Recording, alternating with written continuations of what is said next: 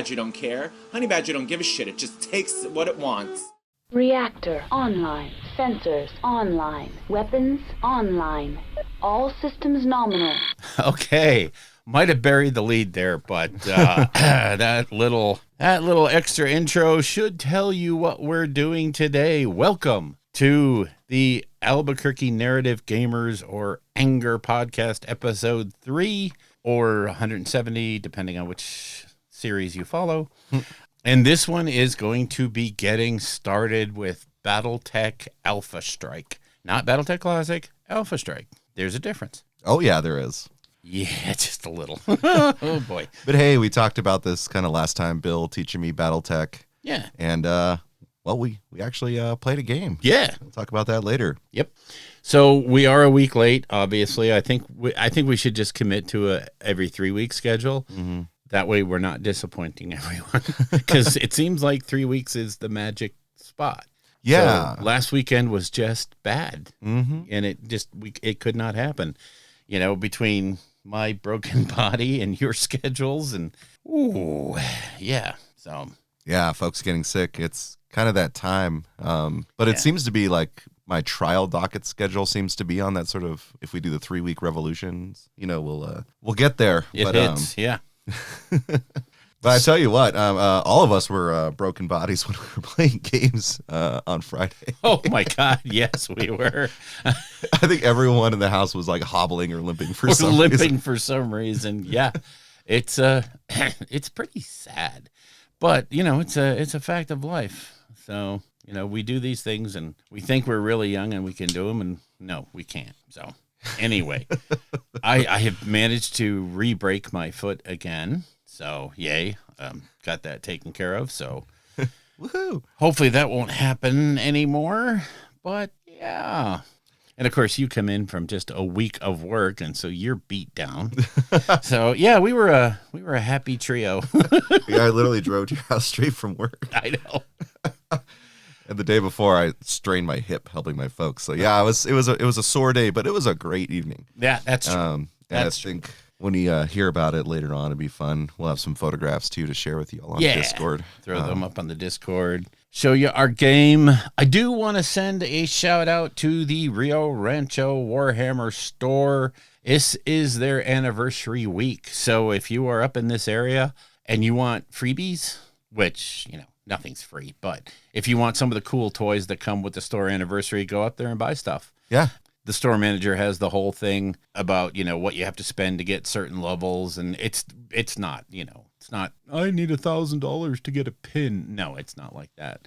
So there's cool stuff. There's the nice metal store anniversary dice and, you know, some pins. And if you are a coin collector, you need to get your butt up to the store because he has some extra coins from ages past to be handed out the same way coins are always handed out. If you spend certain threshold levels, you get a coin, and he's got some really old ones that, you know, people might be missing. So hit those up. I don't know how long he'll have them, but it's worth a shot. Happy birthday, Rio Rancho. Yeah. I mean, that store has been a huge boon to the scene locally. Yes. And we're seeing other venues pop up now that are ancillary to that. And I will also throw it out to like Slice and Dice that carries games and Duke City Games and Hobbies. You know, they all do their part. But, you know, we're getting a gaming center. Well, we have a gaming center now, which is just tables and food. You go in there and play what you want and order food and eat food. And that's their business model, is providing a place to play and mats and terrain and good stuff like that. So, yeah, it's really improved the gaming scene in town. I agree. And, you know, a recent addition to the gaming scene would be Hammersmiths Guild. Yeah, that's the one you're talking about. Big call out to them. I mean, again, the ancillary thing, you know, since Warhammer Rio Rancho is strictly a GW product, right? Hammersmiths Guild's collection of other miniature games is out of this world. Yeah.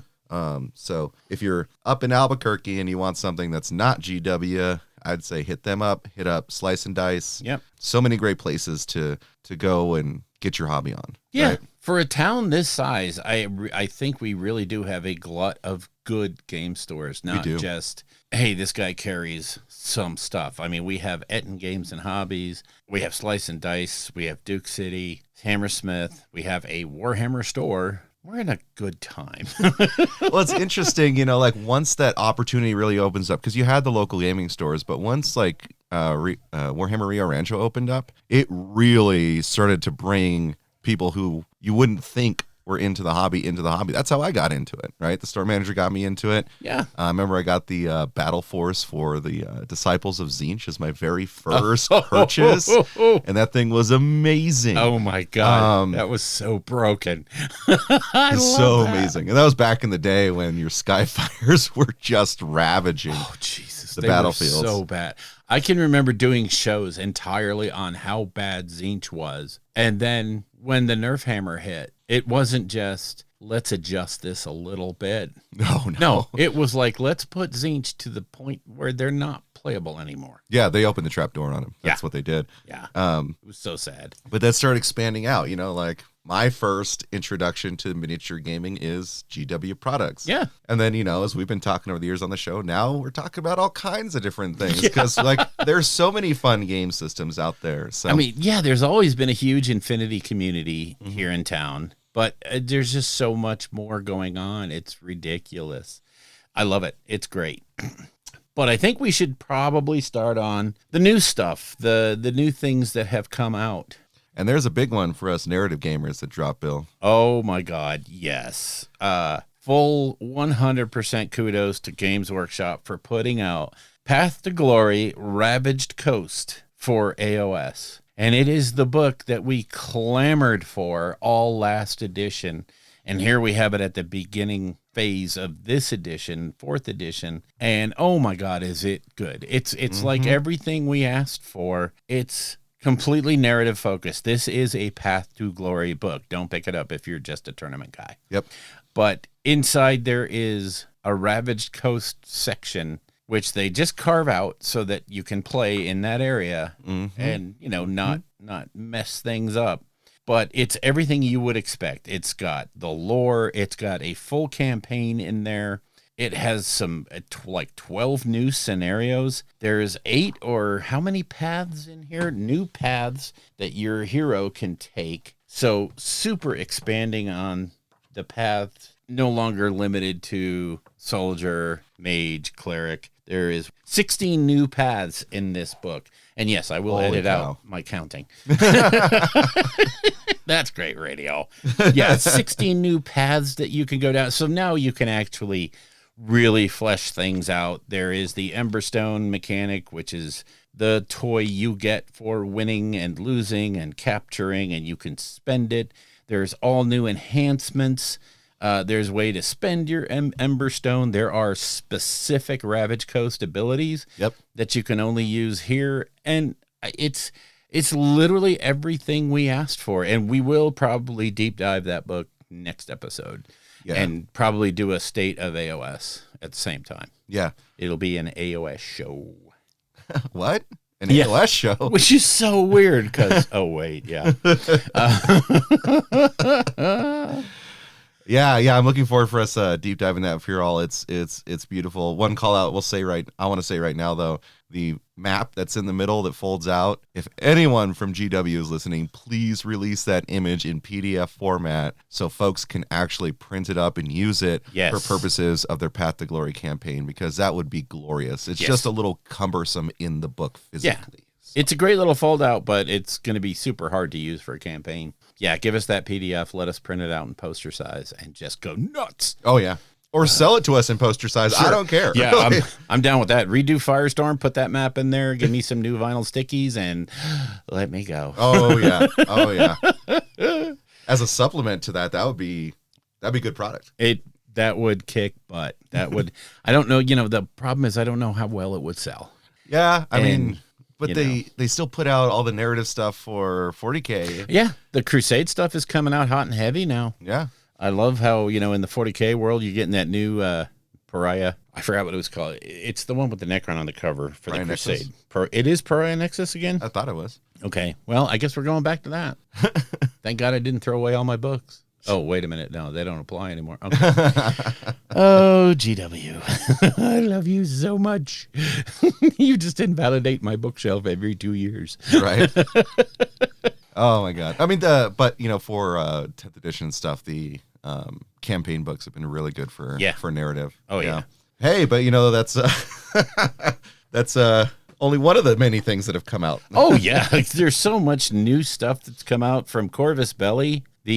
And this I have to admit, there is more stuff that came out, but what hit me was the Pano Essentials box came out, so I picked that up, and then the new Warcrow boxes came out with some more units for both factions. So at this point, I think you could almost call those factions. I don't know if in their view it's fleshed out, but you have a nice wide range of choices to build your army from for both the northern tribes and the other people. Hegemony. Yeah. No, I like them both. I want to play them both. They're so cool. I so want the other ones to come out already. I know. I want the demons. Oh my God. Their sculpts they put out in the artwork. Oh my God. So cool. Oh, those guys. Also in the new territory, this isn't so much of a product, but if you go on the Warcom site, Warhammer community site, they have an article interviewing War Hipster and his work with contrast paints. Now, if you've never seen War Hipster's videos, he does things with contrast that are A, off the hook, and B, completely approachable to the normal painter who is just using contrast to get stuff on the table. Yeah. And that's me. And yeah, you can look through War Hipster's catalog of videos and you can find things where he does some amazing technique stuff that is super easy. It's approachable. It's not like, oh, you need to have a full airbrush setup and you need to have this and that and the other thing and you need these mediums that you can't get from, no, it's just all simple. Put your stuff together, mix this with this, slap that on the model, highlight it with this, boom, done. And his stuff is really, really good. I like the guy. He's cool. And I'm really glad that they are interviewing and taking the time to work with somebody who is, he's a great painter, don't get me wrong, but the focus of this is not Golden Demon winning models. The focus of this is really good tabletop models that you will be in no way embarrassed to stand up to anybody else's stuff. So I love that they were willing to do that. So go GW. Right. Also from GW, High Elves for the Old World. In the Old World community, shout out to the guys down at Decked. Those are the ones I talk to sometimes about some old world stuff when I'm shopping Magic cards, because they're really one of the only two places between here and Albuquerque that I would trust to buy Magic cards from. Guy goes on these old world rants. He's painted a ridiculous amount of old world, and he is hyped for this. Nice. As well as the suggestion that it seems like the Cathay might be coming out for old world. There's a kind of a teaser to it. Oh boy. Yeah. Oh my. The old world folks are getting a lot. I didn't expect it to hit so hard and run this long. And I'm not sure GW expected it either. I don't think they did. They're having to break out old freaking sculpts and everything just to get the product out there. But it's working. Buying it. By God, go for it. That's awesome. Yeah. Unless you want to play a better rank and flank game. Sure. Yeah. If you want. Oh my, the sarcasm is rolling thickly today. Oh, what else came out? Deathcore, the rollout. Yeah, the full out, the Astra Militarum full out rollout is happening. Yesterday was the pre-orders for all of the Astra Militarum stuff. So if Army Guys is your jam, you are a happy camper right now. I have seen very little about how they play, but again, depending on what channel you look at, I have seen that they are incredibly OP and broken, and that they have been relegated to the trash bin because they are so bad. Yeah. So take your pick. It's, But hey, with the Deathcore rollout specifically, if you are into Trench Crusade and you want something for your Heretic Legion, oh boy, that release was awesome. That box just hits both games. Yeah. So hard. Yeah. New Angren model released. Did you see it? I didn't see it yet. Oh my God. Just imagine taking Angron, slapping him onto a Bloodthirster. And I mean, what could go wrong? It is a great model. Is this for 30K? 40K. 40K. Yeah, this is the 40K Angron. And it is just, he's in full ascended demon form. He is off the hook. That sculpt it encapsulates kind of my view of what Angron would look like in his demon form. And they knocked it straight out of the park. And what's really crazy is they also, in the same notice of release, they released the ship captain of the Vengeful, what is it? I can't remember the name of his ship now all of a sudden. Damn it. Vengeful Fury or something? Yeah, anyway. Because she's a major player in a lot of the narrative part of the Angron and his boys. Mm-hmm. So I thought it was really cool that they would put out that beat face, crazy cool model, and then have a more narrative sort of focused character come out as well. So I like that. I like it. I just briefly looked it up, and the internet tells me it's Horus Heresy. It is Is it? Yeah. Okay, I lied then, and you can shoot me, but I would use that in 40K. I'm sorry. I was like, his 40K model's already out. Why would they redo it? Okay, yeah, you're right. I mean, they did just... Okay, so yeah, it's for 30K. I'm sorry, I would use that one in 40K. Oh, yeah, it looks amazing. I just pulled up the imagery of it. You know, it's like the whole thing where same thing happened to Fulgrim, right? Yeah. Like, people love the Horus Heresy model. Oh, yeah. Far more than they love the 40K model. I mean, the 40K model got a lot of derision. But that's the thing is, like, the level they put into those Primarch models specifically in Horus Heresy from Forge World is just something else. It's one of those, I've always said it, is they cannot make a good Primarch model.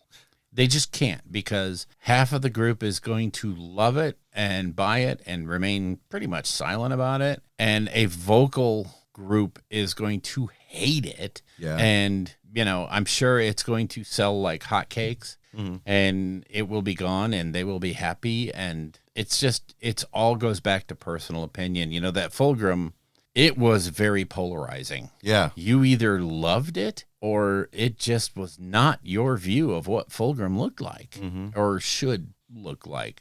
And, their whole point on that is, you're right. You're all right. You like it, buy it. You don't like it, don't buy it. Mm-hmm. And what else can you do? People have this ingrained vision of what a Primarch looks like. Mm-hmm. Like I said, that's why it was so hard to do Sanguinius. Oh, yeah. Because people had an image in their head of what he looked like.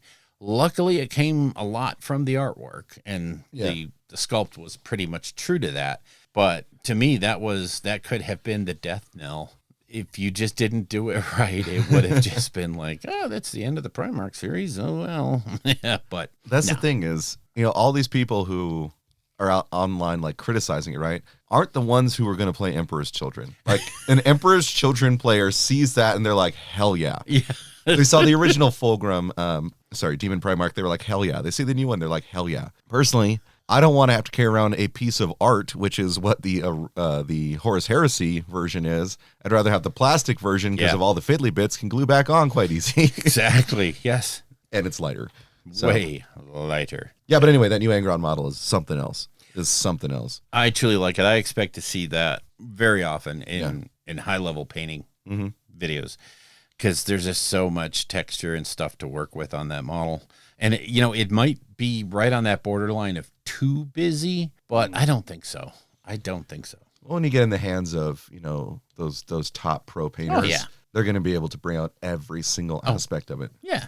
It's going to be, look at it. Half the fun of watching these new models come out is not seeing the new model, but seeing what Sam Lenz does with it, what Vince Ventrella does with it, what all these other top level guys do with it, and learning from that. Yeah. And going, God, I wish I could do that. Yeah. Well, for those of us who can't, there's War Hipster. Yeah, right? Exactly. I mean, he'll turn it nice. He'll turn it awesome. So from Parabellum, the Conquest folks, the felonies are hit. Felony. Euroni. Hitting the pre-orders. Yes. And they're actually becoming in stock at places. Yeah. So I highly recommend, if you haven't done it and you want to play this, buy your Kitsune special model, because that thing only sells through March. Right. So that, at the very least, you should pick up or pre-order, because it's not guaranteed to be in stock anywhere, other than on the store, because that model is just, again, talk about something that's going to be top-level painting competitions. Lord, yes. It's going to be Kitsune with all the cute foxes. Guaranteed. Yeah, but that's, I can't wait to do that show. Yeah, oh boy. Oh yeah, the felony show is gonna be fun. That'll be an interesting little deep dive. And last up in the new stuff, I'm not gonna go deep into this, but for Marvel Crisis Protocol, Kaiju got boom. Kaiju got nerf. So gonna cover it more in After Dark, because I have some very serious thoughts about this. But Thanos and the new Thor just got nerfed. Okay, Thanos got adjusted into, I feel like, a better place. Thor got nerfed into oblivion. I don't know if he'll be seen anymore. Although, yeah, I mean, we'll talk about it in After Dark, but a lot of changes in MCP because of those two things. You're going to see a lot of different lists. The splashing Thanos into your list is no longer going to be a thing. Yeah. I mean, and that to me is really, really good. I'm so sick and tired of seeing a Defenders team with Thanos, a Guardians team with Thanos, an Avengers team with Thanos. I'd like to see Thanos in Black Order. I love playing Black Order. Yeah, I know they're not the beefiest, but they're a ton of fun. And now with After Dark, we're going to talk about it After Dark. Anyway, yeah, we're going to take a quick break. We're going to grab some breakfast, and then we will come back with a battle report. What? Yeah, we'll come back with that, and that will lead us on into hobby and then the main show about Alpha Strike. The world has gotten even stranger than you already know. At this point, I doubt anything would surprise me. $10 says you're wrong. Okay, we're back after having some breakfast, and we are ready to jump into, I think we're going to do the bat rep first, right? Yeah. It's kind of where it is in the agenda, so might as well do it. So you may ask yourself, a game? Why did you play a game? Well, because it would be real hard to talk about getting used to and getting into Alpha Strike if you've never played it. So we played a game. You want to take it away? Yeah, so this was Bill trying to get me to dip my toe into, BattleTech. Never played it before. I've seen a game where someone was just like testing out the rules, where it's kind of like a battle royale with mechs, and it was cool, and that was the BattleTech Classic. But right, we're just gonna try and do this in an evening, so the amount of paperwork that goes into BattleTech Classic, we need more setup, and I would need more education. So this is just Alpha Strike, which I have to say, just my first impressions. It's a great game. The rules are straightforward. Of course, I had Bill to teach me, and he knows all this stuff already. But I think the rules are very accessible. I think they're straightforward. I think that at least the initial mission does a good job of just getting you oriented to the game style, stuff like that.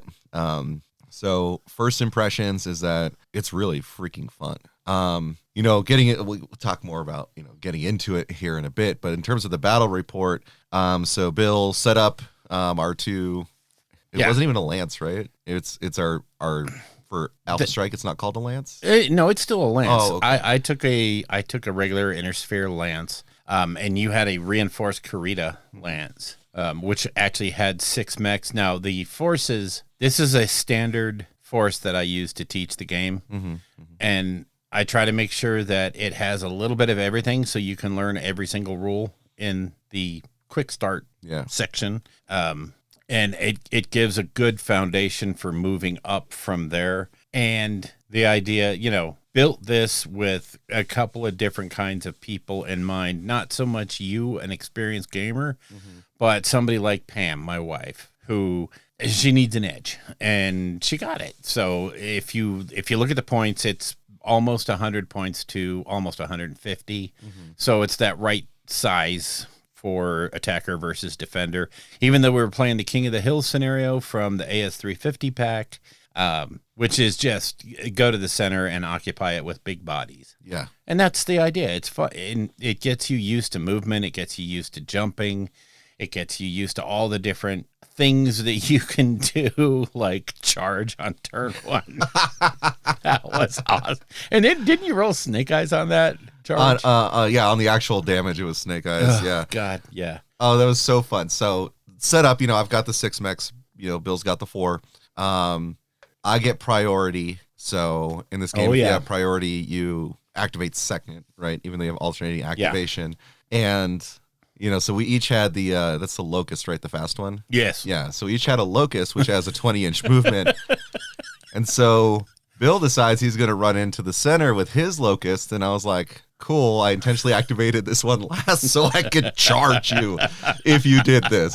So when I found out you could charge and smash into each other, I was like, I'm going to do that. Oh, yeah. And in fact, me doing that in the last round caused one of your only mech in the center to flee. Yes, so, caused him to run away.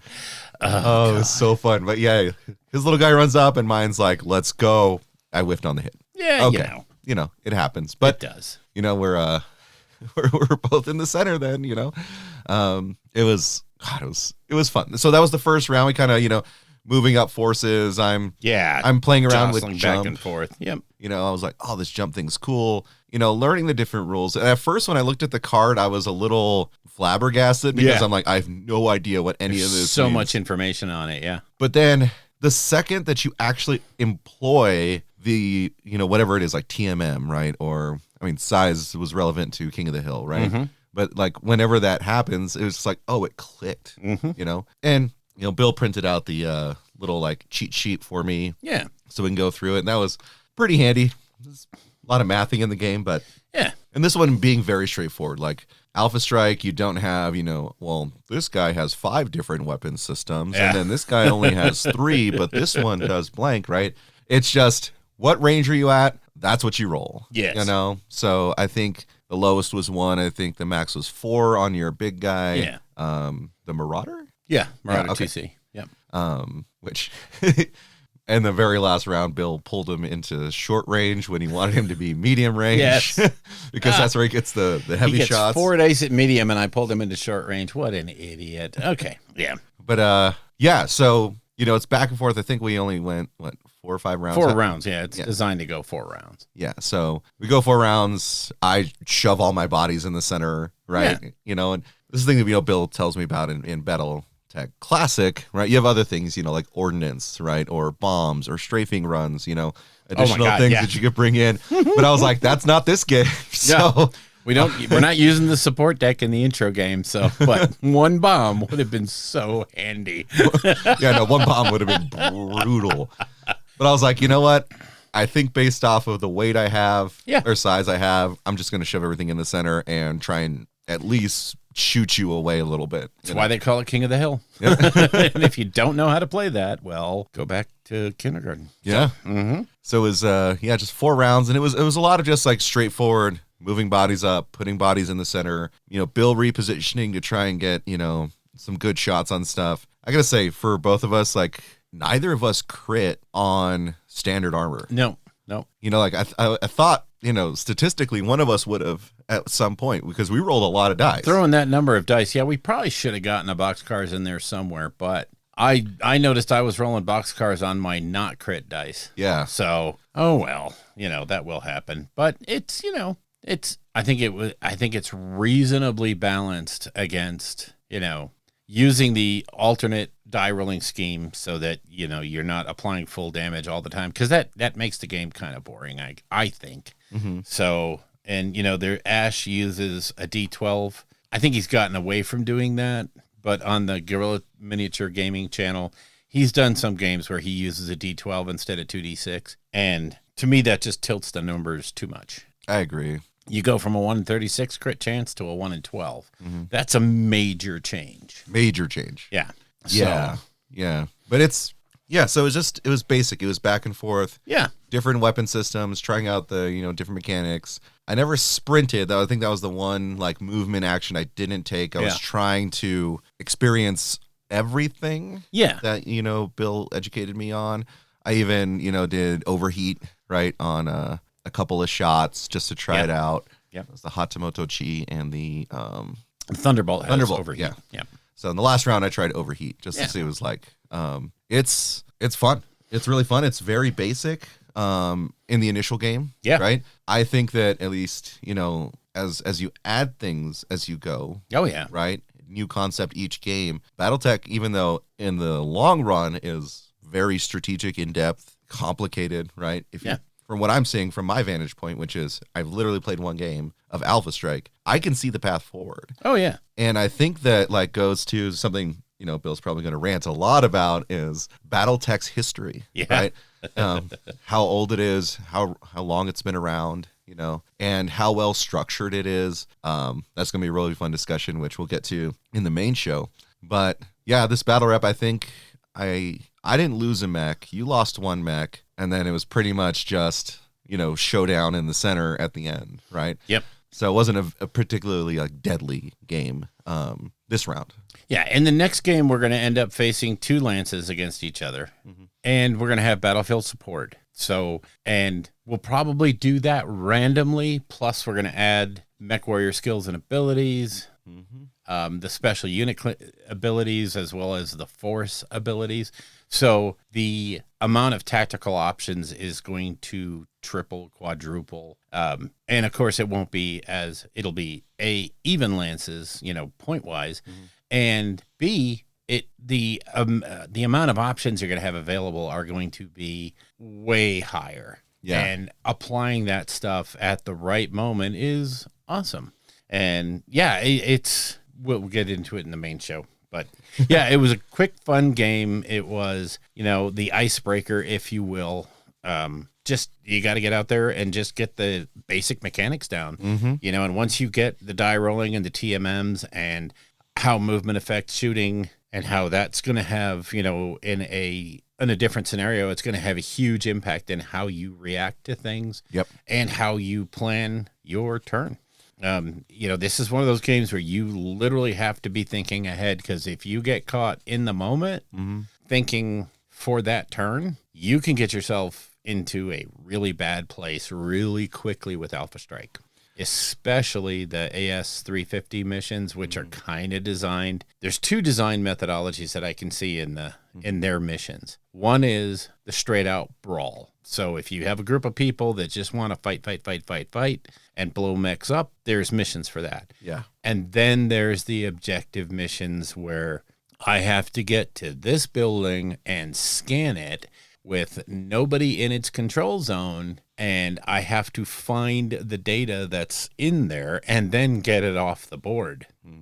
Now all of a sudden you're talking about a completely different complexity level, and if you're not planning on how you're going to extract that guy, yeah, you will fall behind very quickly and lose. So I say for this game, being brand new to BattleTech, other than having watched that one game before, it felt so I don't want to say easy or simple, right? But the rules were structured in such a way that it's quick to understand, it's quick to employ. That particular game that we played, very much more like a skirmish game, right? Then we're looking at, a full-scale war and stuff. And so it plays like a skirmish game, at least in the initial game, for King of the Hill. It was great. I always say it feels natural. Yeah. The game feels natural to play. It's not like Infinity, where there is a complexity built into every single inch of movement, which is its own sort of, there's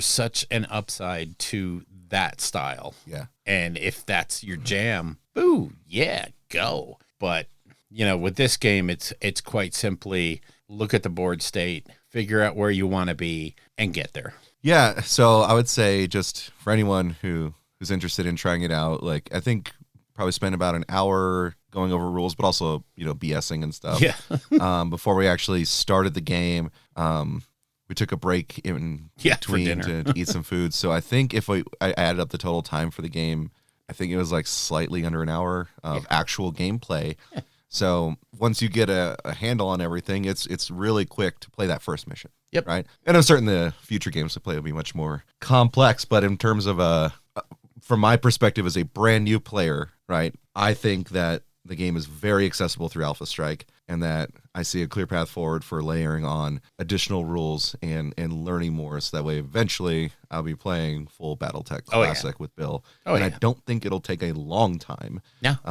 So next session, we'll have another report on it. Yeah. I will be posting up photographs I took from the game when the episode launches. So look out for those. So that was our first battle report. I know it's just kind of us talking. We're still working on trying to do some video stuff for it in the future, but this was like I said, we'll probably do slideshow bat reps for going forward. Throw those up on YouTube. So that'll be fun. Lots of fun. So outside of that game, Bill, you want to do hobby progress? Yeah, how you been hobbying? Okay, so I built some MCP boxes, and that was literally the sum total of what I did in 3 weeks. I have been so swamped, and things have been going nuts at work. Yeah. And honestly, I get done with the day of work, and I just want to plop in my chair and play a game on the computer. I just can't think. So, yeah. What games are you playing on the computer right now? Okay, so BattleTech, MechWarrior 5. I did get a brand new computer.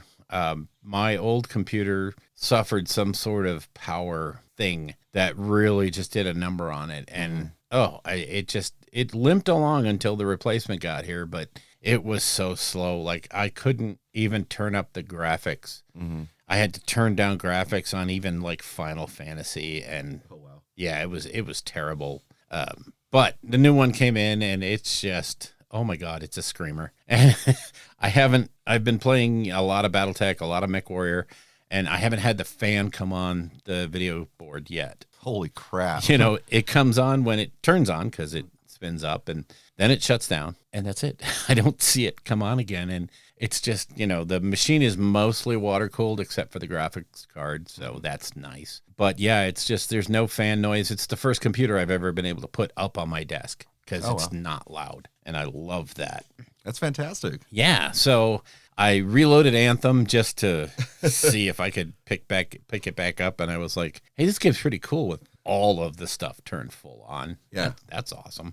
And, of course, I've been hanging out with the folks on Final Fantasy, and, we did a Discord anime watch night while we were attempting to do a raid, which is really stupid because you do have to concentrate on raids in Final Fantasy. You do. And watching anime at the same time is not conducive to concentrating. No. So that was kind of hilarious. We had a great time. I think we wiped probably about 8-10 times. And this was not a hard raid. This was easy. So, yeah, but, nobody cared. We were just there for fun. I don't think anybody needed the loot. I think everybody was maxed on that one. So it was fun. But, yeah, that's really all I've been playing. I didn't reload Space Marine. Half the problem is I was not able to save the main disc from the old machine. And so I lost a lot of my saves and have to just basically start most of my stuff over. Ugh. So, luckily Inquisitor Martyr just works. I don't have to worry about that. But yeah, other than that, it's just been play and have fun. Yeah. So I've been kind of with you in the same boat. I mean, getting home from work, it's just sort of, sometimes I just sit there and watch Bar Rescue. I mean, like, I just need something mindless in front of me, mostly while I'm like researching things on other games on my phone, right? That's sort of a hobby in and of itself. And in particular, since Friday, I've been deep diving into a lot of resources that Bill gave me. I'll watch some videos from Tex, there's a lot of great stuff. I mean, like, if you don't know about it, you don't know about it. But the second that you do, like when Bill opened up, the floodgates for me, I'm like, I didn't know there was this much here. We'll talk about that in just a couple minutes, but it's just been so interesting learning about it. And I got to say the lore, the little bit that and I say a little bit because we're talking 40 years, the little bit I've been able to start digesting has been very interesting. So other than that, I've mostly been messing with magic decks. On Friday, the new commander decks for Aether Drift nice. Dropped, and I picked up the Esper one because it's zombie tribal. I'm making 2 decks out of it, so I took the Secret Commander Hashaton out of it to make a more CDH high tier deck. And then I used the main zombie, I think it's Noctimoon, to make a zombie tribal deck. So I've just been sort of experimenting with those. There's a few cards I need for each of them that are either stored in my collection or are in the mail. But other than that, I've been playing a lot of Lies of P. I saw that. Dynasty Warriors Origins we talked about before. Yep. But I tell you, Lies of P is something different. So my style, generally speaking, in the Souls-like world is usually a YOLO style. I will dodge full bore. You know, like I'll block when necessary. But Lies of P is sort of like if you actually took Bloodborne and Dark Souls 1 in terms of stamina management, blocking capability, and dodging capability. You can get some pretty quick dodges depending on the angles at which you're dodging and what have you. But Lies of P tries to push you to block. Really? And perfect block at that. Ooh. Because when you perfect block, you start to wear down your opponent's stamina. And then when their bar starts flashing, if you hit them with a heavy strike, then you'll open them up for a critical hit, right? So stance break. Yeah, pretty much. The thing is, I'm not used to having to do it at that level. And so it's sort of me learning an aspect of those games that I never took advantage of because I was always just high stamina, dodge attacks at the right time, right? And there were some bosses where I had to learn to do the blocks correctly in order to get past, because when I tried to do it my way, it didn't work. Yeah. Right. So I'm quite a ways into it. And most people probably would have beaten the game in the amount of time that I've played it. There were some bosses that just had my number. And there are other bosses that I just rocked up on and I was just kind of like, cool, 2 tries. You know, like I one-shotted a boss last night. Nice. He's like the most fair boss. Okay. But that's one thing I'll talk about in After Dark is sort of the problems with balancing. But that's mostly what I've been doing alongside Dynasty Warriors, which again, I'll talk about in After Dark. Cool. So. I like it. So yeah, there's our hobby. There's everything else. So we should probably take a quick break and move on to the main show. Oh, it's a big one. And it's going to be a lot of me talking into your ear. So get ready, folks. And if you hate my voice, fast forward to, I don't know what the timestamp is. You figure it out. Yeah, or just go After Dark. I don't know. Yeah. Okay, we'll be right back.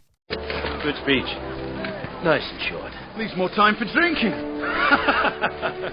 Break out the ale! These men are thirsty! Okay, so here we are at the meat of the show. And this is going to be getting started with BattleTech Alpha Strike. Why Alpha Strike? I think A, it's the more approachable of the two games, and B, it is currently one of the most supported editions of the game or versions of the game. Not saying that full BattleTech isn't being supported. I just feel like a lot of the products that are coming up now are showing an emphasis and probably needed one for Alpha Strike, and it's great. It's a much easier game, although the complexity level of classic BattleTech is whatever you want to set it at. So again, it's super approachable in either style, but I prefer Alpha Strike over the course of time. I will say that we're going to follow the format for our getting started segments. So first up, why the game is great, according to this butthead. I will say, to start off with, one of the reasons this game is so great is that they have over 40 years of lore and history and gaming and being in the community with hardly any retcons whatsoever. They have not gone back and said, oh, we really didn't mean that. Even when the game changed hands and changed manufacturers and companies and owners, they have always pulled that together and said, yeah, okay. Now, during the one phase of time, there was a BattleTech cartoon that was serialized story, and it was different. It was interesting. It was BattleTech, maybe not canon. And so they were facing this issue of basically everything that comes out for BattleTech is canon. How do we work this? And so instead of retconning it and saying, oh, that never happened, and GW, if you're here, listen to how this went down. What they did was they basically said, okay, that that cartoon show, those seasons of the cartoon, that was propaganda. That was inner sphere propaganda. And, it was put out there by the network, and it was literally designed to beef up people's spirits about the Klan invasion. And really, that's what it is. So take it for that. And all of a sudden, it fits perfectly into your world, and you didn't have to make anything go away. I love it. You didn't have to. That wasn't real. That's clever. That's really clever. It's really good. I will also say that the lore for BattleTech is easily as expansive and as detailed as GW, if not far more. One of the keys to that being BattleTech is humans. It's all from the human perspective. There are no alien races. There's clanners, but we won't call them total aliens. But because of that, your viewpoint is always something that you can internalize. You might not like someone in the lore, but you can identify with them because you get it. Your ideas, you can see where their motivations come from, where their beliefs come from. So I do love that. It is a 40-year soap opera with these amazingly resplendent examples of both human failure, human frailty, and human greatness, and people standing up to insurmountable odds, and people falling to the most silly ruses or taking power trips that they had no business going on. It's all there. So every work from fiction everywhere is represented somewhere in the BattleTech universe. And like I said before, the characters and personalities are so identifiable, and you may not like them. I don't like Theodore Kurita, but I understand him. Yeah. I get him. He's doing what he thinks is right, is best. So even if he is a jerk face, I think that's a big standout from so many other games. It's not like, particularly like 40K, right? You're not going to have the demons. You're not going to have giant bugs or any of that stuff. It is just humans fighting humans. And I do think that draws you in a little closer. And just from my perspective, as someone who's getting started, that from what I've listened to so far, you can really just see the humanity of everyone. And not saying like the magnanimous humanity, but like the actual human nature of them. And just God, how many hours did you send me stuff? I've watched about an hour of the Amara Civil War from Text Talk. I watched it getting started. I've read a lot on the wiki. It's all vast, by the way. Like, you're going to have to get ready to read a lot if you want to get into this. But, it's accessible in that way too, right? That like the lore is something you can get into. We're not dealing with superhumans, right? It's dudes in mechs. Yes, and political dudes and medical dudes and dudettes, and it's there. The number of novels that are out there, it probably does not equal the Black Library production, but at the same time, when you find that storyline that you like, you're going to get it all. You're going to love it. I will say that the top level GW authors are superior to the top level BattleTech authors. Aaron Dembski, Bowden, those kind of people they're just phenomenally good authors that can shake all the emotion out of that tree. And they're so good at it. And, you have on this side, you have Stackpole and some of the other guys and Hansa and all those stuff. They write really good books. They are by no means, bad in any way. But I think if you scale the top end writers for Black Library, they are just better, but it doesn't make the story better. They're just more engaging of an author. If you read the Grey Death Legion books for BattleTech, it's bolter porn. It's great. It's this amazing humanistic story with battle mechs, and it's just so much fun. Ridiculously good stuff. And there's 40 years of it. Makes GW look like only 35 years old. Which is true. I mean, BattleTech's been around longer. Yeah.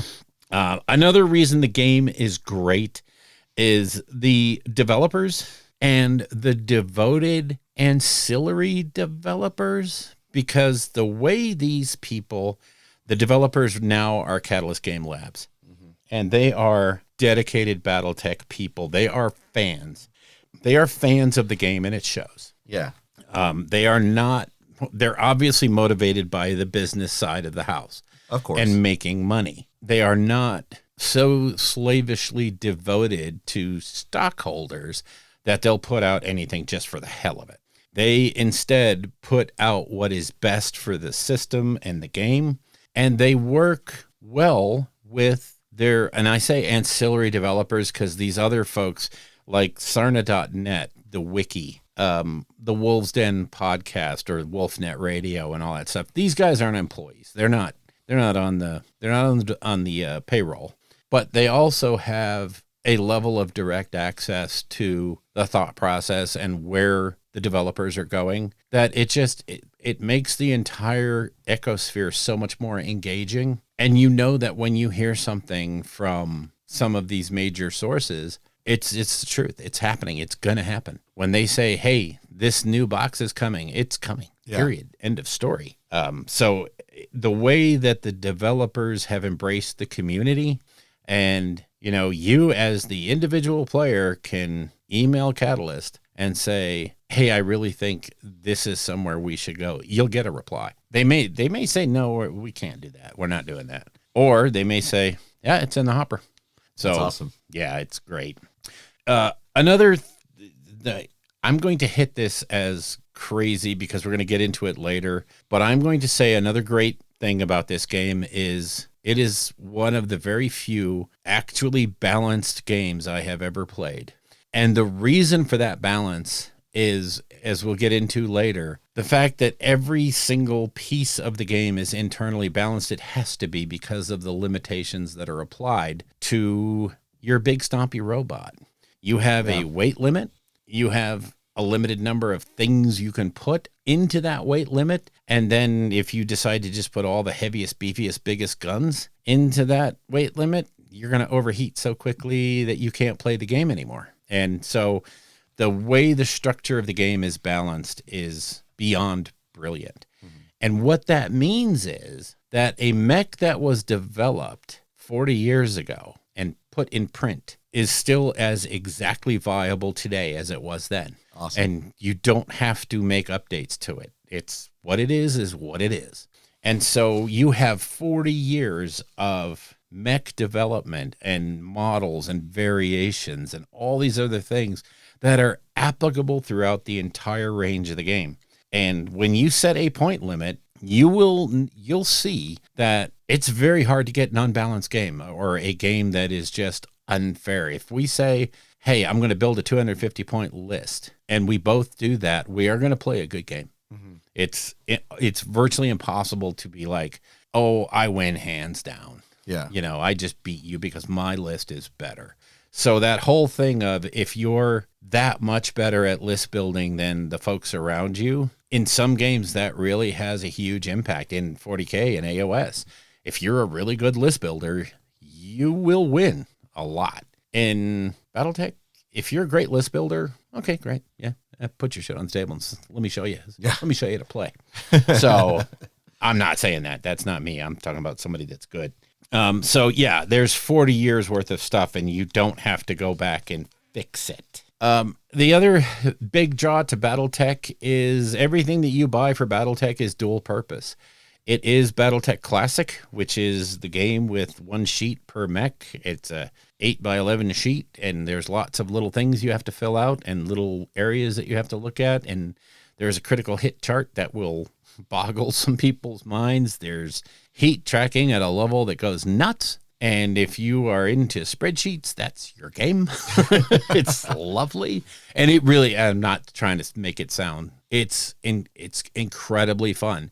But the amount of tracking and paperwork that's done means that you will get a game done. A lance on lance, 4-on-4 is the better part of an evening. Whereas once you and I are pretty much up to speed on Alpha Strike rules, we can play 2 games back to back easy in an evening. Easy. In fact, the AS 350 tournaments are 90 minutes. Those turns are 90 minutes. Wow. So yeah, it's not a hard, once you're in the flow of it, this game just books. It just books. The alternating activations means you're almost never you're not doing anything. And then, of course, having the combat system flow the way it does with the non-initiative player firing first, it's just, you're always doing something, and the tracking is much, much easier. So, and of course, the other side of the house is Alpha Strike, which is a lot easier to play. The actual units are represented by a playing card size playing card. That is, the production of them is such that you can use dry erase markers on them easily and directly. I still use sleeves, but that's just because I'm anal. But you don't have to. The cards are made with a plastic coating, so they're super easy.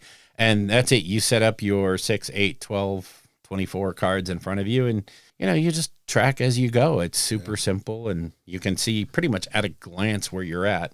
So those are the two big styles. Another great part of the game, and this is an upcoming thing, but if you love solo play or you love co-op play, BattleTech Aces is right around the corner. We're expecting to probably see it summertime. Who knows? They might come earlier. It might come later, but Aces is going to be the AI opponent that you can use in games of Alpha Strike. So that's cool. It is really cool. That's cool. I think that brings in a whole separate part of the market too. Oh yeah. There are folks who don't necessarily want to do PvP type stuff. Yep. And that'll be really great to pull some more people in. I know my wife will be a lot more willing to play that than head to head. So, and the last part about why this game is great is flat out, you decide how deep down the rabbit hole you're going to go. Now, we played the introductory rules. The next time up, we're going to move to just standard rules. And from there, we're going to add everything that you feel like we should add. And we'll figure out how far down the rabbit hole we want to go. There's not a whole heck of a lot of super advanced add-ons, but there's stuff out there. You can get down to weather effects and what happens if you shoot a flamer in the woods. Well, the woods catch fire. Yeah. And let's start tracking where that's going, because heat is bad for mechs. So you don't want to be in a forest fire. Smokey the Bear says, get out of there. So quite literally, you can figure out, and this is a lot more expansive with classic BattleTech. There are entire 300-page books of optional rules. I mean, and not one, but like 3 of them. Oh my God. So yeah, if you want to have a mercenary company that is regiment sized, so hundreds of mechs, aerospace fighters, technicians, medical, headquarter vehicles, and armored, a bunch of tanks and aircraft, you can get down that road easy. And it's fun. Oh my God, is it fun? But anyway, moving on to where do you go? Who's the main people? And I pretty much mentioned it already. Catalyst Game Labs is your main source for all things BattleTech. And one of the beauties of Catalyst is they have just about every single book ever made for the game. And they can either sell it to you, most of the recent stuff you can buy hardcover, with dead trees. Yeah. Or you can buy it PDF. And that means that you can go all the way back to the original rule books and buy them on PDF if you just want to have them for nostalgia's sake. Yeah. So it's amazing. You can get every source book ever made, even the ones that have been updated 4, 5, 6 times. And incidentally, when they update a book like the Karita Force Manual, it's been released 5 or 6 times. And each time it just gets a little bit more current with where the lore is now, but none of the information from the older books is invalidated. Mm-hmm. It's all applicable. So the beauty is once you buy the book, it's not like some other game systems where when the edition changes, you throw the books away. Mm-hmm. No, you don't. Yeah, that book that was written 40 years ago applies just as much today as it did then. Wow. Awesome. The other main place I would say that you need to go and you need to know of is the BattleTech Wiki, and it's sarna.net. SARNA, and I believe it's .net. Yeah, I'm pretty sure it is. But that is the main wiki that is maintained by a group of wizards and wizardesses. I don't want to call them witches because I don't know them. but it is the authoritative source for all things BattleTech. They work hand in hand with Catalyst to make sure that what is there is accurate, and it is as intended by the producers, the manufacturers, the game company. They work hand in hand. It's gorgeous. It's wonderful. And it's a rabbit hole you can spend hours on. But anyway. Yeah, I just started looking at it again like Friday. The amount of information in each article is voluminous. And so it was honestly, as someone who's just starting to look at this stuff, a little daunting at first. And so I just had to sort of like pick something that I wanted to learn more about. Yeah. And, after the game on Friday, Bill started talking to me about, the different houses within the inner sphere. Yeah. And so, okay, let me look here first, right, to see what it is I want to do. And so I focused on the one that Bill mentioned that I thought was most interesting, which was Draconis Combine, and started from there. So I think that if you can speak to someone who's got some more information about BattleTech, who knows a little bit more, they might be able to help get you like, okay, it sounds like you want to start looking at this house, or maybe you want to start looking at this periphery, right? That way you have just a point to start from, because Sarna is everything. It's the fire hose of BattleTech. It's literally, it's so the people that maintain that, again, you'll click on an article, and inside that article, there will be 50 different links, all of which work and take you to that particular section. And you can just follow those links until you end up learning about some kid's dog. Yeah. And you're just like, how did I get here? I was looking up Theater Carita. Why am I reading about some dude's dog? Okay. But yeah, it will happen. Yeah. You have to have some research skills, honestly, come into play. Those college thesis you did where the research was important. Yeah. That skill comes to play. Oh yeah. It's probably, anyway, stop. I have a thing about college education. But, yes, pay me $60,000 and I'll give you a piece of paper that doesn't do anything. Okay. So anyway, the major, that's basically the two main sites to go to. You go to Catalyst for all the purchasable and verifiable great stuff that's available. You go to Sarna for information overload. Yes. Now, as far as suppliers go, again, always work with your friendly local game store. If you're in the Desert Southeast here, Etten Games and Hobbies in Albuquerque is the guy who runs the place, is a long-time BattleTech insider and fan, and he will either have what you want or get it. So it's super easy. But I'm sure there's other stores. Talk to your friendly local game store. Keep them in business, because that's huge for everyone. If you want to mail order stuff, I'm going to say, and the link will be in the show notes, but Aries Miniatures and Gaming is the one-stop shop for all things BattleTech, not just from Catalyst, but from all the manufacturers that support BattleTech, as well as, what do they call it? They call it canon or something. I forgot what they call it on the website. But they have all the suppliers down to some guys that just make great STL files for your 3D printer. They have everything, the decals, everything that you need to either buy your mechs or doll them up or paint them or hobby them, or whatever you need is available at Aries. Now, Catalyst Game Labs puts out all the mechs in force packs. Not all the mechs. There's thousands upon thousands of mechs, and they put out hundreds. But you can get the force packs from them. You can get them from Barnes & Noble. You can get them from Amazon and all that stuff. There is another company out there called Iron Wind Metals. Again, link will be in the show notes. They make a lot of the versions of mechs that Catalyst has not gotten to yet in plastic. And another great part about this game that I probably should have mentioned earlier is when you buy a mech from Catalyst, it's completely built. You don't do anything except prime it and paint it. It is 100% built, ready to fight. No assembly required. Beautiful. Whereas the Iron Wind Metal stuff, like if you want the Battlemaster, the BLR-1G, you get it from Iron Wind Metals. And you put it together. It's a metal model. You do the same thing you would do with any metal model. You clean it up. You get the mold release off it. You put super glue. You build it. you're done. And you have a big, beefy iron piece of, I will kill you with this. So those are your main suppliers. So as far as starter sets go, this is where, again, BattleTech really, really shines with their starter sets. Their starter sets are designed to be friendly to the consumer, and as such, they're awesome.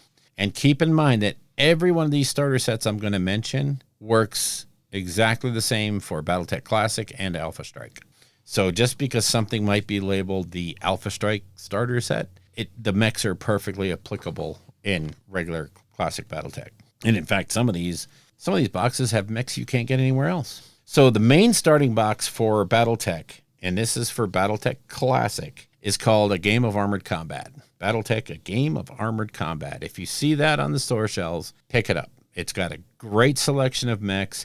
It is focused on Classic BattleTech. They have some introductory stuff in there to get you into it a lot easier and a lot quicker than the full up.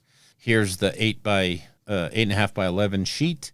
They actually boil it down to a half size card where they just sort of combine armor and structure, and they just make it a little bit easier and more approachable. And then they also include the big sheets that you need to play the real game. But it's got a great selection of mechs in that box, so it's a great starter set. Then they have the first main expansion to that, which was the Clan Invasion box. And this is the one that introduces the clan mechs. And if you're one of the dirty clanners and you want to be that way, go ahead and buy that box. I will have no respect for you, but I bought two of them. So no, it's got a great selection of clan mechs, and it's a great way to get started doing your clan forces. You'll understand more about Intersphere and Clan a little bit later when we get into the lore. But they have an Alpha Strike box, and it's called, amazingly, the BattleTech Alpha Strike starter box. Again, a great selection. I know it's their terminology. Yeah, it's pretty off the hook. It has a great selection of mechs and everything you need to get started playing BattleTech Alpha Strike. And it's got the introductory rulebook. It's got a map for you to use. It's got terrain. It's got a whole bunch of cardboard buildings, which are very reminiscent of like the Drop Fleet Commander or Drop Ship Commander game. The way the buildings they're just basically cardboard boxes. You pop them, you put the little flap into the little thing, and you've got a square building or a rectangular building. And when you're done, you just undo it and store it back in the box. So it's very handy for limited space. If you are into the role-playing aspect, you have to start with the book, either The Time of War or MechWarrior Destiny. I'm not super familiar with the different vagaries of the RPG. The only thing I've ever done is A Time of War, the Time of War, where you basically build a MechWarrior kind of character, but a lot of your adventures are going to be not so much based in the mech, but you have the cool game system where if you do get into a fight, you can just run to your mech and get in it and settle that fight really quickly. Unless, of course, they have a mech too, in which case it becomes a game. So the RPG is really interesting in the way they handle that incredible disparity of power between me fighting with a pistol against somebody or running away to go get my mech. So it's really well done. The newest of the box sets that have come out for purchase is the Mercenaries box set. Again, a great selection of not just mechs, but also combat vehicles and aerospace assets, which is really great. And also in that box, you get the Battlefield Assets deck. And in the rule book there, they show you how to use and incorporate all of the Battlefield assets, which if you don't want to paint up and play with the tanks and the VTOLs and the aircraft, the Battlefield Support and Assets deck allows you to add those in a very... They just become a card that you play during your turn, and you don't have to worry about moving your artillery piece on the board and then shooting with it. You can just basically say, here's the card, I'm shooting my artillery. Boom. So again, you can go down the rabbit hole as deep as you want. There are also 2 boxes out there that I do not highly suggest that you get. They are the Beginner's Box and the BattleTech Essentials Box. They're mostly for classic BattleTech, and the value of mechs in the box versus everything else isn't really there. So I would shine on those until after and you decide you want the mechs that are in there. Yeah, and so one of the things, I've been looking at the Catalyst Game Labs website. There are various products there. The Alpha Strike box itself, if you buy it straight from Catalyst, is $79.99. I tell you, what you get in here is crazy. You get 13 of the mechs. I looked at was it a Game of Armored Combat, right, which normally runs $60, right? You get 8 mechs, so $20 more. You get 5 more mechs, which are usable in both games, right? Yep. You get the 40-page rule book. You get a little novella with it, which is fantastic. They give you a primer to catch you up on the lore. Yes. You get the cards that you need. You get battlefield support cards. It's all great. You do get cardstock buildings as well. Yeah. So one of the things is a very terrain heavy game. Oh yeah. Very terrain heavy, and it's super cool. I can't wait till Bill teaches me about this, but you can blow up buildings. Yeah. Like everything can be destroyed. Everything on the board is destructible. I highly recommend, if you're interested in it, look at the Alpha Strike box set, because that, by my estimation, is just one banger of a deal. It is. And it's got everything that you need to just start putting mechs on the board. So that's pretty sick that they provide that value. Yes. Everything with the exception of the Beginner box and the Essentials box is off the hook value for the mechs that you get inside, as well as the printed, the sheer volume of printed stuff that you get. And a lot of these boxes also include the galaxy maps, which are actually poster-sized maps of the galaxy for that particular time period, and they're actually quite cool. You could put those up on your wall and not feel that geeky, although you would be super geeky. Oh yeah, you would be. But in terms of what you put on your wall game-wise, like all the GW stuff I have on my walls, it's super geeky. So, all right, anyway, we'll move on now to the big books that you need to look at to get into Alpha Strike. And if you're new to it and you want to catch up on the lore, I would highly suggest picking up the BattleTech Universe book. It's very new. It just came out with the last Kickstarter, and it is a true catch-up for people that are just getting into the game. How did we get to where we are? Yeah. There are breakdowns of every major house, every major clan, every major event that happened, so that when you're with a bunch of grognards that have been with BattleTech forever, and they're talking about these esoteric things that happened at these major battles, you'll be like, yeah, I read about that. Yeah. Okay, so it's a great book. It's something that BattleTech has needed for many, many years, and now we have it. As far as rule books go, I would have to recommend that you get the Alpha Strike Commander's Edition. Do not buy the Alpha Strike Compendium or the Alpha Strike Rulebook. Those are dated.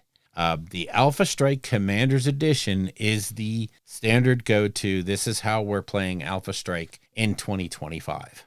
Not saying that the other 2 books, if you buy them in total, are a waste of money, but they're not going to deliver the value that the Commander's Edition gives you. So whether you buy it on PDF or buy it hard copy, that's the book to get. Next up, and the rest of these books are all going to be nice to haves, not gotta haves.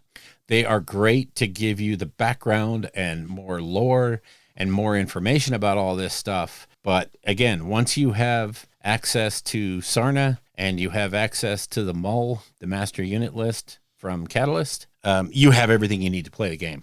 But I'd say there are technical readouts, which are TROs, and there's probably in the vicinity of 40 or 50 of these. And quite literally, they are breakdowns. They're usually broken down by time period, and they just cover the mechs. And understand that these books are written from the point of view of an inner sphere observer.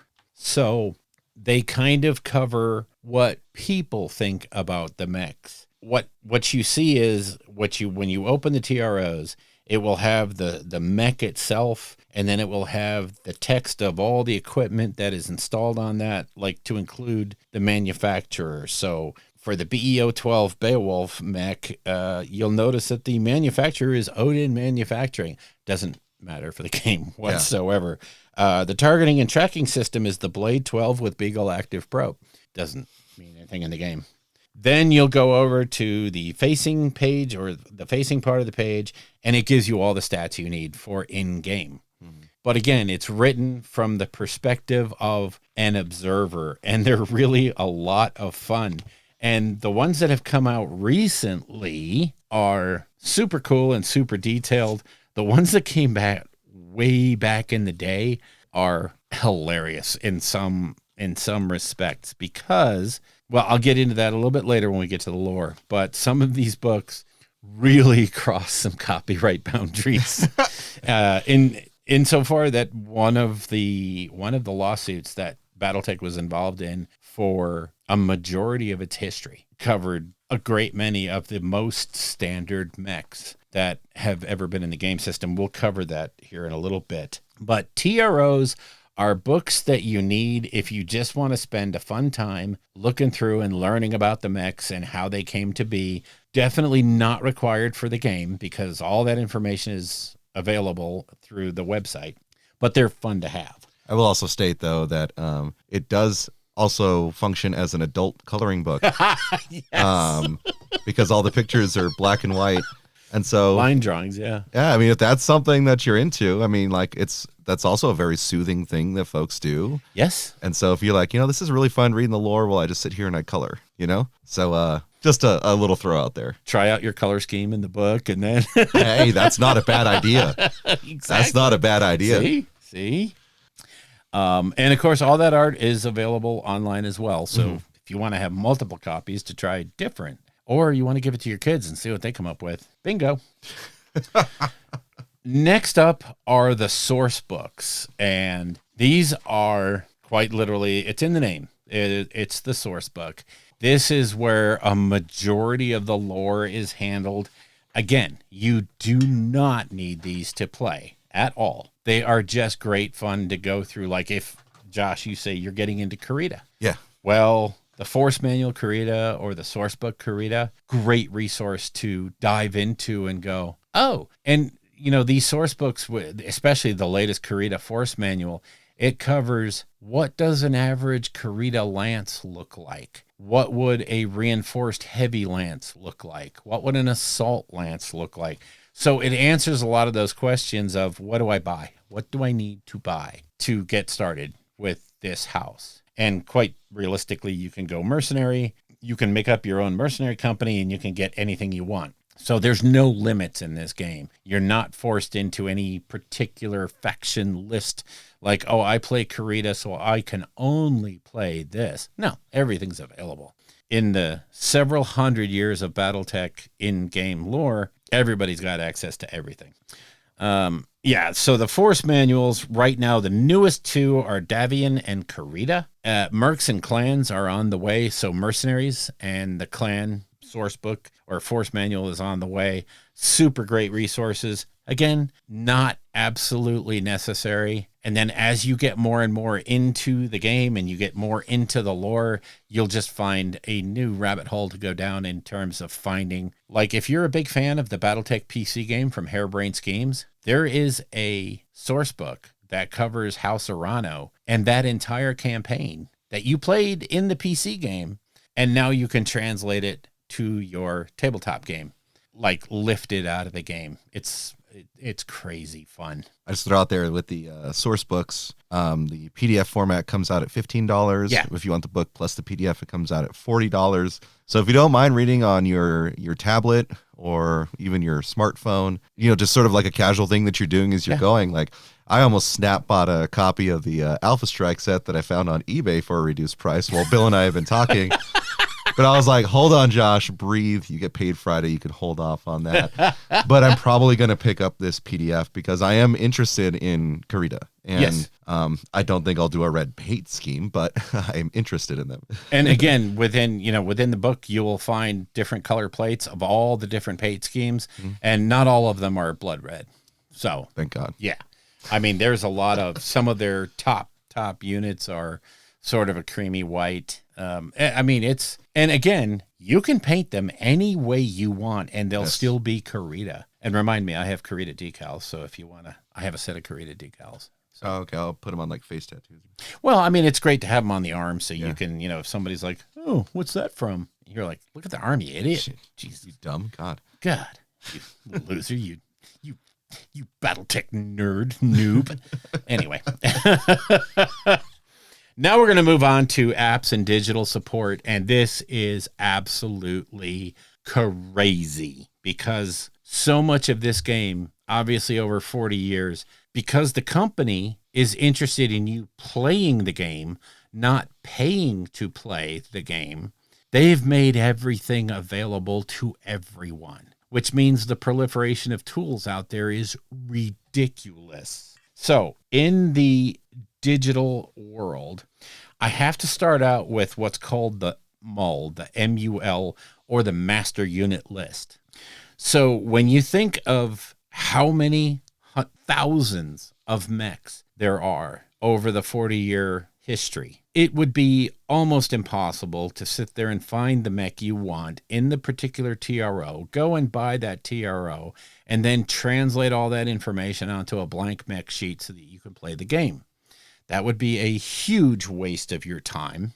So what Catalyst has done is they've made the master unit list. You go on the master unit list and you type in what mech you want to see, and it will bring up that mech, every variation of that mech, the points values for that mech, who made that mech, what year it was introduced, what faction uses it, what its availability is, and then you click again and you have the sheet for it. Now, if you want the Alpha Strike card, it has it right there on the screen. You just click it and save it, and boom, you have the card, so you can play immediately with it. If you are playing Classic BattleTech, you just have to click to the next screen. There's the full up sheet. You hit print, you're ready to go. It is incredibly handy, and absolutely nothing is behind a paywall. There is nothing that if you haven't bought this particular TRO, you can't have that mech. No.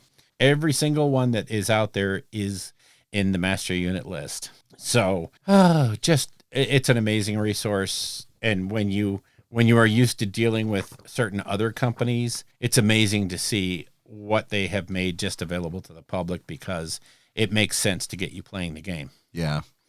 You'll buy the stuff that you need.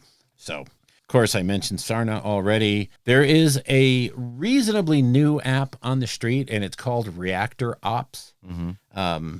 It is a free to use, but Patreon supported, and there are some little bennies you get if you throw $3 a month at the man. I did because it is, to me, a very worthy effort. And what he is doing basically is he is distilling all of the information in the master unit list into a very approachable, and let's say you want to build a thematically correct Magistry of Canopus list for the year 3048. You put those boundaries in there, and he immediately comes up with every mech that is available at the different availability levels, be it common, uncommon, or those are the, I'll talk about rarities later, I hope. But it will just basically show you what was commonly available to the Magistry of Canopus in that time frame. And you just click on the ones that you're interested in, and it will build you your force list. And from that point,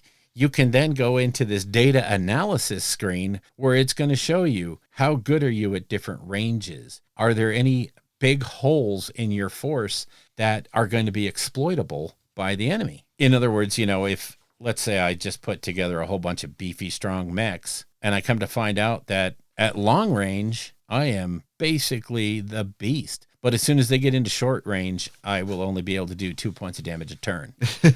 You're probably going to want to address that. You're probably going to want to look at it. So it helps the average player build a better list that it doesn't have any gotchas. So a super great resource. The next two on the list, Flex Sheets, they're just a little bit nicer than other sheets out there. Again, it's just going to print out you a classic BattleTech, so not really needed for Alpha Strike, but it's going to print out a really nicely formatted sheet that you can also use on your tablet dynamically. So if you don't want sheets at all, you can go there and go, okay, I took 10 points of damage. Boom, boom, boom, boom, boom, boom. There's my 10 points. And it's reflected. And it's really, really handy and a great time saver. If you don't like writing, I like writing it down on the sheets because it makes me feel like I'm playing it. But that's just me being old. A lot of people are going to find those sheets are a lot better. Yeah, those sheets are what I saw when I saw that game that people played, the Battle Royale. Yep. And, if you don't have a printer, you don't want to go to Kinko's, or you don't have a friend with a printer or anything like that, it's much more efficient. Yes. If you don't want to waste paper, I'm not saying you're wasting paper by playing this game, but, it goes back to the old school, like, tabletop RPG days. Oh, yeah. It's got that same feel to it when I'm looking at these sheets. But I think that's very effective, particularly if you just want to have the digital version, but probably want to do it on like a tablet-sized screen, just because there's so much information on those. Yeah, it's an iPad or a Chromebook kind of thing. Yeah, it's for sure not it. You can do it on a phone, but it won't be nearly as handy, I don't think. Okay, now we have to get to the 400-pound gorilla, and that is Megamech. And again, I'm going to have the links for all of these in the show notes. But Megamech HQ is your one-stop shop for just about everything BattleTech. So within Megamech, you can not just build a force, build a lance, build 2 lances, 4 lances, whatever you want to do, and then get access to either printed sheets or auto sheets and have that as a resource, or you can jump into an online game. So if you don't have opponents nearby, you can jump onto a Megamech server and find someone to play. And if you need to set it up, if you can set up a server on your own and invite other people to come and join you, or you can join an existing server. And WolfNet, if you go out to the WolfNet radio podcast page, they have in their forums a great list of all the servers that are out there, the private servers, and how to get a hold of the people that are there and get a game. So it's a great way to play the game without having to set up all the miniatures and the tables and everything else. Yeah. So, and it uses the standard BattleTech maps, so you're not going to be surprised by any weird map that somebody made up to be hellish or something.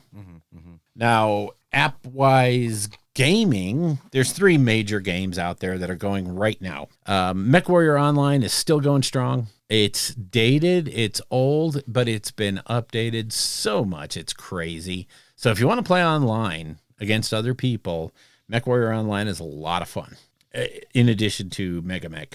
Of course, there's the 2 standout games that are out there right now. There is BattleTech PC, which was a 2019 game, and even just straight out of the box, it's still fun. It's not pure BattleTech, but it's a lot of fun. You can mod it, and there are hundreds of places that will show you how to mod it. You can go full crazy and go Rogue Tech, which is absolutely every modern rule put into the computer format. They use the original game literally as just a foundation and as a graphical engine, and that's it. Every other rule is changed. You can go with BattleTech Extended, which is probably the lightest change to the game, but it brings a whole bunch of new mechs and what have you. Or you can go like BTA Advanced 3062, which sort of updates the time frame and adds a whole raft of new mechs and all that stuff. But BattleTech PC is a lot of fun. It's an XCOM-like game where you plot out your moves and then you plot out your shooting and then it happens. So it's a lot of fun. If you want real-time action, it's MechWarrior 5. They have mercenaries, and now they have clans. So if you want to play a dirty clanner, and again, I'll have no respect for you, but you can do that. Or you can play MechWarrior 5 Mercs and have a campaign throughout the Inner Sphere and have a blast.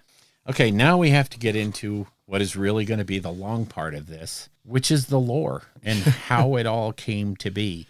I'm going to try to go through this, and Josh, you're going to have to keep me on track because I will go down rabbit holes. I mean, when it gets to the factions, I could just read the descriptions you have down so we can keep it. Oh, that would be wonderful. Yes, and I will make comments. Let's do that. Okay. Will you start with the beginning part of the lore and just sort of set it all up for us? Because I am looking at the House Karita book while you're doing all this. Oh, nice. The lore of BattleTech, I'm not even going to touch the surface of it. I'm just going to give you an overview of where everything is, the lore of the game. In the early years, BattleTech came out, and it was actually named something else. We won't get into that because of copyright restrictions. But the very first versions of BattleTech was not BattleTech. It was a different name. Then came the BattleTech release, which is pretty much what everybody sees. It's the original box set. I have a couple of them. They're beautiful. And that was when some of the first TROs came out. And in fact, the one that's always put in question is the TRO 3025, which was the first one, which was the primogenitor of all things TRO and all things problems for BattleTech. Because when you're doing a 1980s game of big stompy robots, do you think maybe you're going to go back to Robotech a little bit? Oh, no. So, yeah, there's a little bit of an issue there. So a lot of the designs were lifted straight out of Robotech. And Harmony Gold, they felt like, here's a cash cow because this game is selling. And here's our opportunity to cash in on the fact that these idiots used our designs. So Harmony Gold basically sued the shit out of the original BattleTech, so much so that they pretty much they had to fold. And what ended up happening was the game company FASA swooped in, took the onus of defending against the lawsuit, which honestly there was no defense against. The designs were lifted. Straight from Robotech. Yeah. So, I mean, it was never a question of did they do this? It was how much damage did they do to the Harmony Gold brand? If you know the history of Robotech, you know that Harmony Gold had nothing to do with Robotech. They simply bought the rights for distribution in America, and they put it on TV. They were the ones that put it out and did the dubbing into English. So they really had no dog in the fight, which was why the suit lasted so long. The original company that did the Robotech stuff didn't really care. Harmony Gold, which was the rights holder, was the one that cared because they saw dollar signs. So that's what led to it being a long, drawn-out suit. But if you know anything about the history of gaming, you'll know that FASA ended in a very sad, and if you loved FASA, you thought it was sad. Other people don't care, but I thought it was just, oh, those poor guys. But they ended, and what happened was WizKids picked up BattleTech, and they decided to go nuts in producing source books and source material and taking all the stuff that had been written but never published for the game and just churning it out. And that's where we got so many different source books. All of it is great stuff. I mean, it's I'm not saying they did anything bad. But what happened is they needed something to kick the game into high gear so that people would buy all of these source books they were making. So what they did was they created the era of BattleTech called the Dark Ages. And they centered that on their Clicks line, their Hero Clicks stuff. So tons and tons of mechs and vehicles and all this stuff came out in Hero Click scale, which was of no use to any BattleTech player because it was a completely different scale and they looked monstrous. And some of the models looked really bad too. Monstrous in two ways. Yeah. But another bad part of the Clicks line was they added a lot of things like the farm mech, the logging mech, the construction mech, the industrial mech. And when you bought packs of mechs from them, they said that the distribution was completely random and blah, blah, blah. Myself and a lot of other people would buy 4 packs and other packs, and we would get 6 or 8 industrial mechs and never a battle mech. And then when you did get a battle mech, you were like, oh my God, what do I do? I have a box out in the shed, probably, I don't know, the size of that bin that is loaded with industrial mechs, farming mechs, logging mechs, vehicles that just don't, they look horrible. But anyway. Wow. Yeah, it was kind of a dark age for BattleTech. But, you know, they kept the game alive. They kept it going. They kept putting out these great source books. And the brains behind BattleTech were still behind it. And everything that was coming out was great. No, I'm not disparaging WizKids at all. They did great work. And then along comes Catalyst Game Labs. As WizKids starts to fade into obscurity, Catalyst Game Labs comes in, picks it up. They struggle for quite a while. It's a popular game system, but it's still very, very niche. Then they did the Kickstarters. Okay, they did the Mercenaries Kickstarter, and then, they did the, what's his name Kickstarter? I can't remember the name of it now. Their original Kickstarter was, at one point, the biggest Kickstarter ever. And it led to Catalyst understanding that there was a huge market for BattleTech, and maybe larger than they had ever thought. And so they were a lot more willing to take chances. When you have, 7 to 8 million or 13 million sitting in your bank account, you're a lot more willing to take chances on putting out different types of products than you may have been before. Yeah. So those 2 Kickstarters were huge. This latest one, the Mercenaries Kickstarter, I think it was 5 or 6, 7 million. That's a considerable sum of money. Yeah. To have sitting there available for you. All the development for Mercenaries was already done. They had already paid for all of that stuff. I'm not saying it's pure profit. They are reinvesting every penny of that into the game, which is awesome. They have Catalyst has vaulted the game into the number 2 spot worldwide for miniatures games behind Games Workshop, which when you think about it, it's huge. That's insane. Yeah. To be number 2 behind GW, which, everybody's behind GW, but in terms of miniature sales and all that stuff, I think in miniature sales, they're 3rd behind GW, D&D miniatures as a whole, and then it's BattleTech. So that's kind of crazy when you think about how big it is. Yeah. So those are the main phases of the companies of the game. For the game itself, in the world lore, not even going to begin to go into this. I'm going to say go out to the Tex Talks BattleTech YouTube channel and you will learn the lore.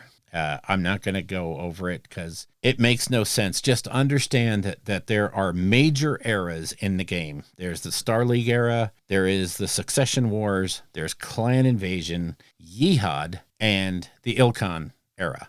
And these are the major ones. I'm skipping over a few.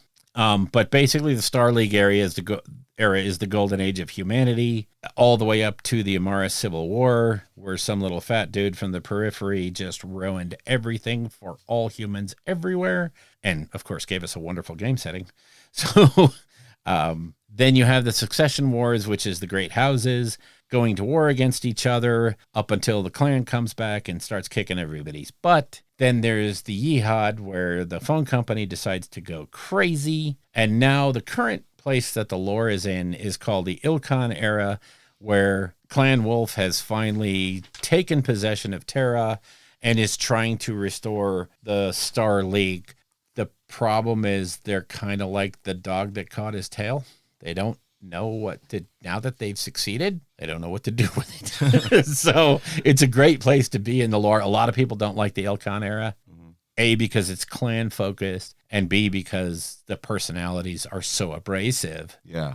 But it is kind of fun to see how they're dealing with it all. I could start talking lore and end tomorrow at midnight and still not have covered half of it, a third of it. But anyway, that's just kind of the eras that you can play the game is. And now we're going to move into the factions, which I think Josh had a fantastic idea. He's going to talk about the faction, and I'm going to make snarky comments.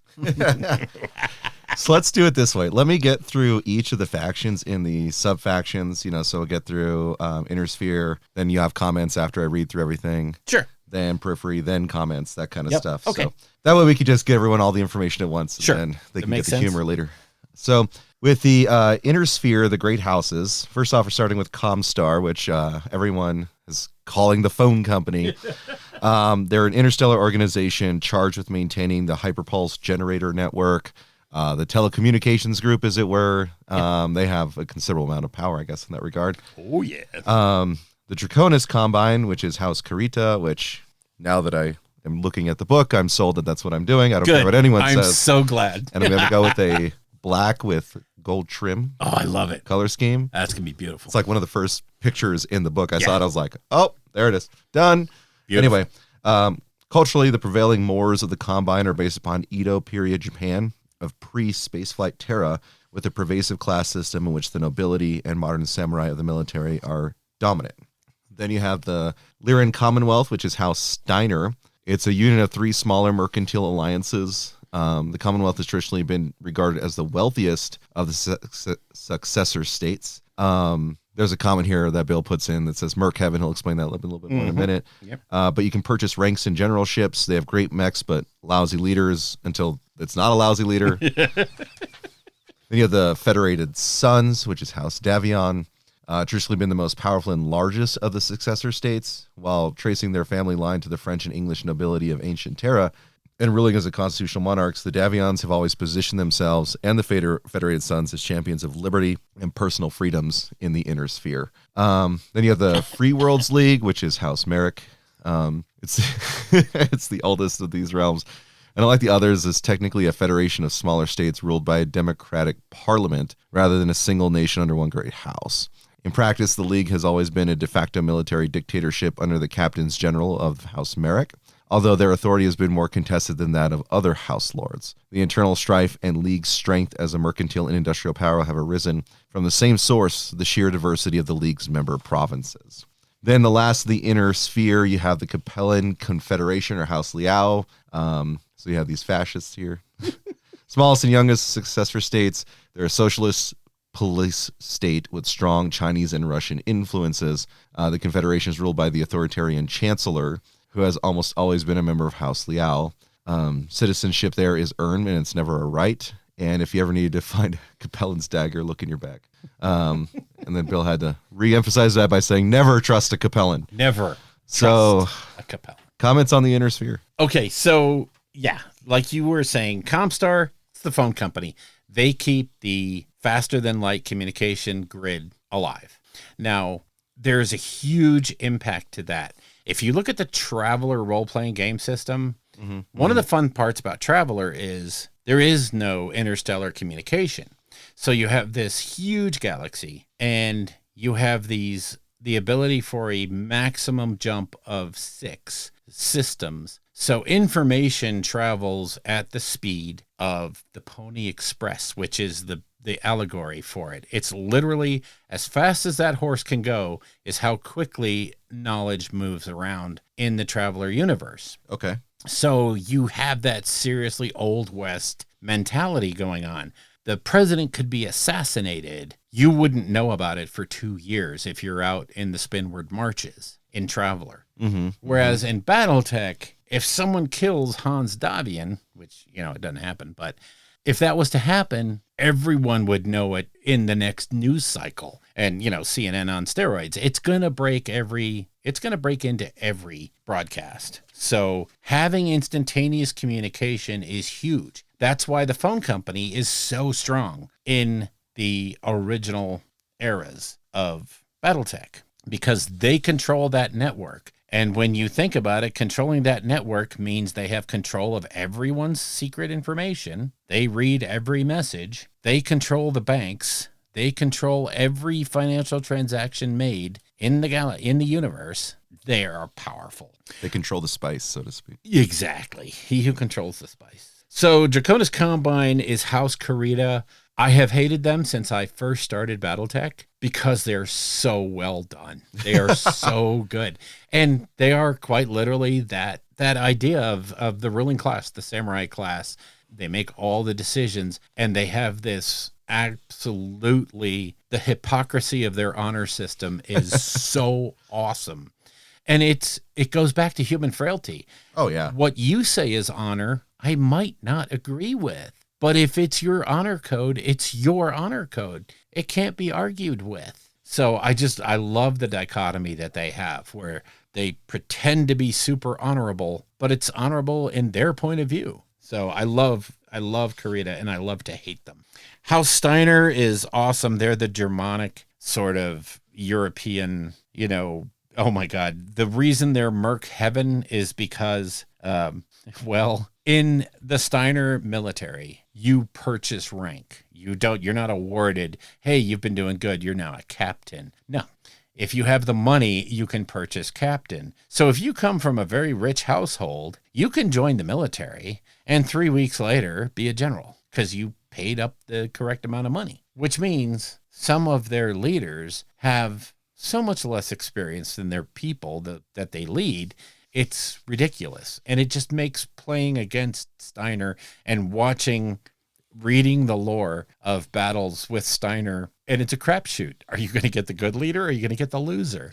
And it's so good. It's so funny. And they rely a lot on mercenaries to provide stable military stuff. So they're really good.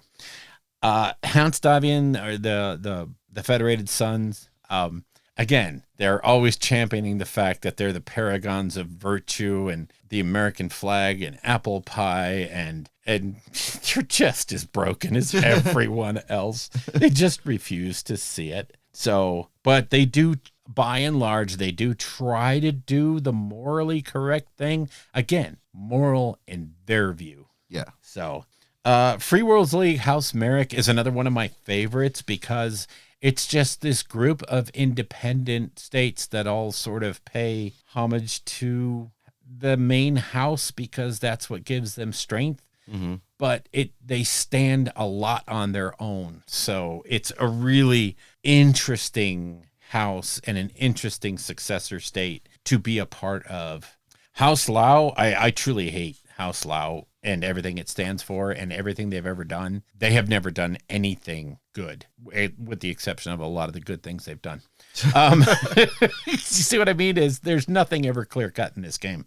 One of the neat parts about the Lao space is they don't care who you are. If you were born to the biggest general or the poorest bum, you have exactly the same rights as everyone else. Until you're a citizen, you have no rights whatsoever. You are lower than whale shit. When you become a citizen, they don't care who you are. You are a citizen, flat out, that's it. And so there's that weird idea of a socialist police state that's kind of based on a weird idea of advanced communism, balanced by the fact that it's kind of truly a meritocracy. Mm-hmm. So when you become a citizen, you have the same right as the chancellor. He has more power, but you have the same rights. So it's kind of cool. And again, throughout time, you will understand as you get into the lore, if you see a Capellan in a story, understand that they are going to turn on someone that you like in the story and kill them, because that's what Capellans do. They're just jerks.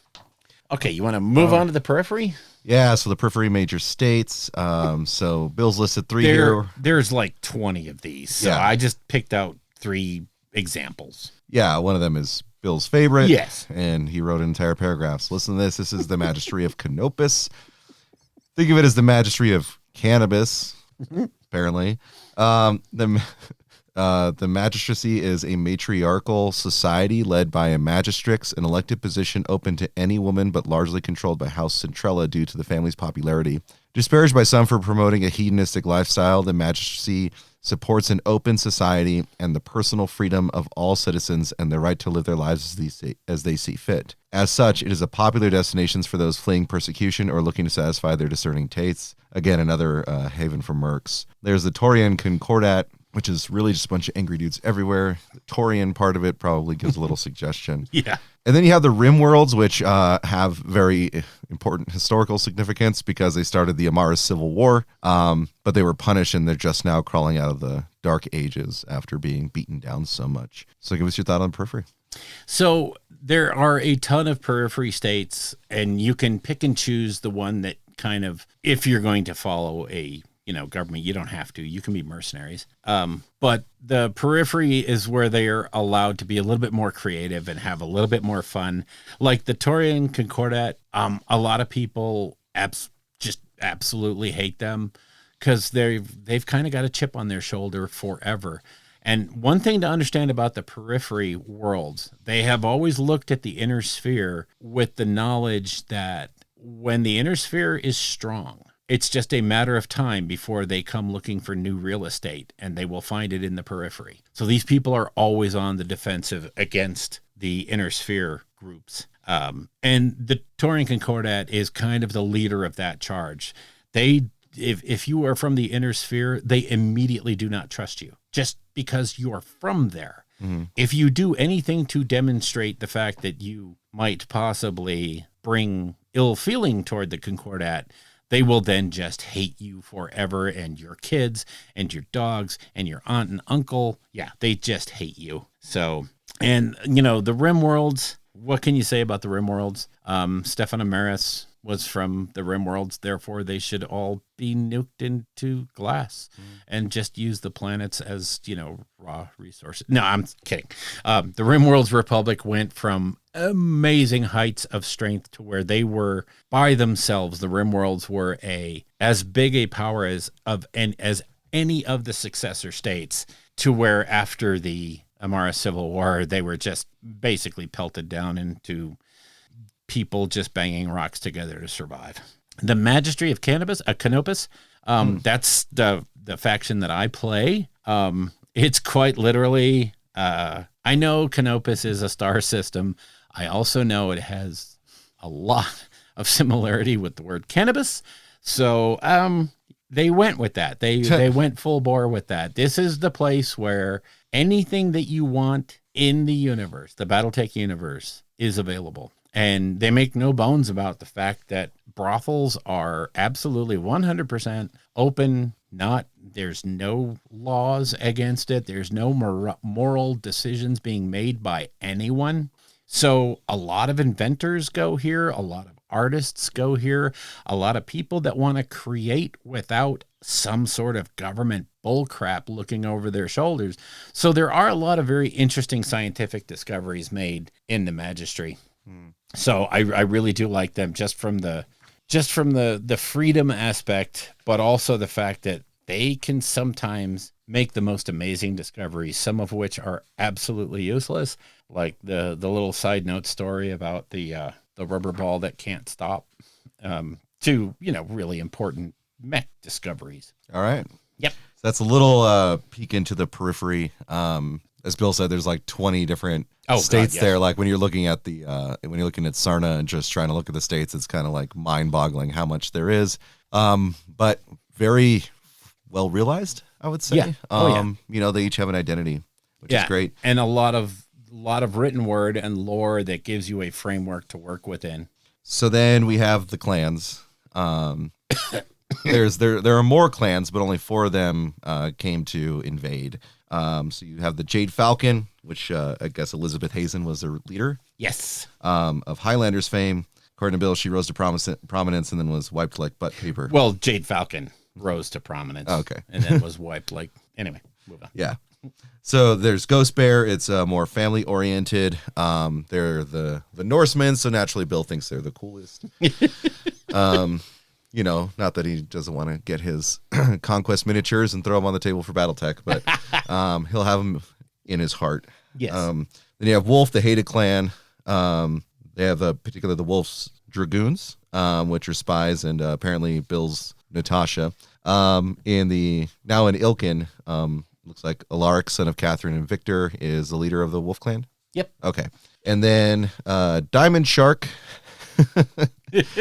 Apparently the name changes, and it says they're the money men, so they're the guys who walk around with the cash. They're the bankers of the clans. So previously was Sea Fox, then Diamond Shark, which Bill's going to tell us a little bit of a funny story about that. So those are the 4 clans, just a quick snapshot. Yeah, the clans themselves, it's a whole section of the history.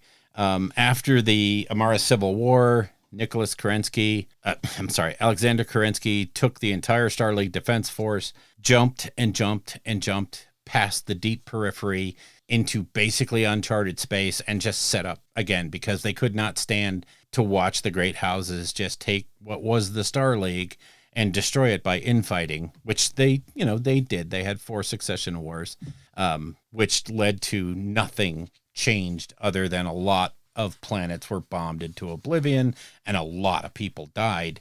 Kerensky saw that coming and he didn't want to be a part of it. So he took his forces way out there, and then they were reorganized into clans. We'll get into that a lot later, but we're not going to get into it today.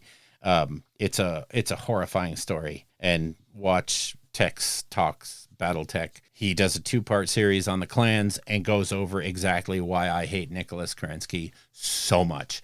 I love Alexander, and I think his sons should have been shot. But anyway, so from those clans, they all have these amazing origin stories. And the reason I talk about Elizabeth Hazen, during the initial stages of the Amara Civil War, she was caught on Earth with, well, her Highlanders were there on Earth. They were actually, back then, they were the Black Watch. They were the most elite. They defended the royal family. They were nuked into oblivion by the usurper. And as you'll see in the Amara Civil War video, to the Black Watch, nukes are just an inconvenience. They don't die. And Elizabeth Hazen literally survived through the entire Civil War, leading this guerrilla campaign on Earth against what's his name?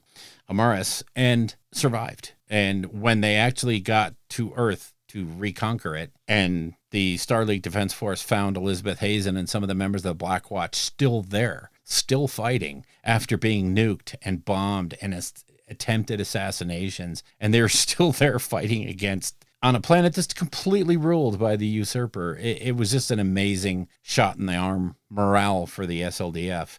And then when the Exodus happens, things turn around. She becomes the progenitor of the clan Jade Falcon, which becomes, in the lore, one of the most important clans until they meet their end, which is, wow, it's such a good story. So amazing. As far as Ghost Bear goes, one of the things I left out of the Inner Sphere was the Free Rossel Hague Republic, because it only existed for about 20 years before the clan invasion, and it was designed kind of to be a wedge between Steiner and Karita. Yeah. But it was those Norse people, those people that originally settled from Earth. They settled, a couple of hundred systems, and they never really fit into the Karita way. Mm-hmm. They did not like this idea of bowing and speaking a modified version of Chinese and all this stuff. They wanted their independence, but it's kind of hard to tell a dictatorship that you want to be independent. Mm. But eventually the Free Rossel Hague Republic was started, and it lasted long enough to just get wiped out by the clan invasion. But the Ghost Bears were kind of along the same lines. They were very family oriented, which was strange for the clans. There's a reason, but not now. But they basically reestablished, after the invasion, they kind of reestablished the Rossel Hague Republic, and they're kind of the mellow, very pragmatic approach to how things in the Inner Sphere should be handled. So that's why I like them the most. Clan Wolf is the most powerful clan by far. They have always been. They started the Wolf's Dragoons, which were basically regiment of mechs that were sent to the Inner Sphere, basically to spy and to figure out how hard it was going to be to take them over. And so they did. And that led to Natasha Kerensky and all the amazing things that she and Jamie Wolf did. Put it this way, they came to Inner Sphere space to be spies. They kind of realized that the Inner Sphere was really screwed up, but not all that bad. And so they basically defected, and in their own way, without telling anybody that the clans were coming, they kind of started to prepare the Inner Sphere for the invasion. So it's a really great, the lore books for that are just off the hook good. The series about Wolf's Dragoons is number 2 recommended read for BattleTech lore. Wow. Yeah. That's cool. It's so good. And right now, Alaric is the Khan of Clan Wolf, and he is also the Ilkhan. He is the Khan of Khans. So he is the guy that's sitting on Earth right now trying to figure out how to make the Starleague come back and how to get all this war to stop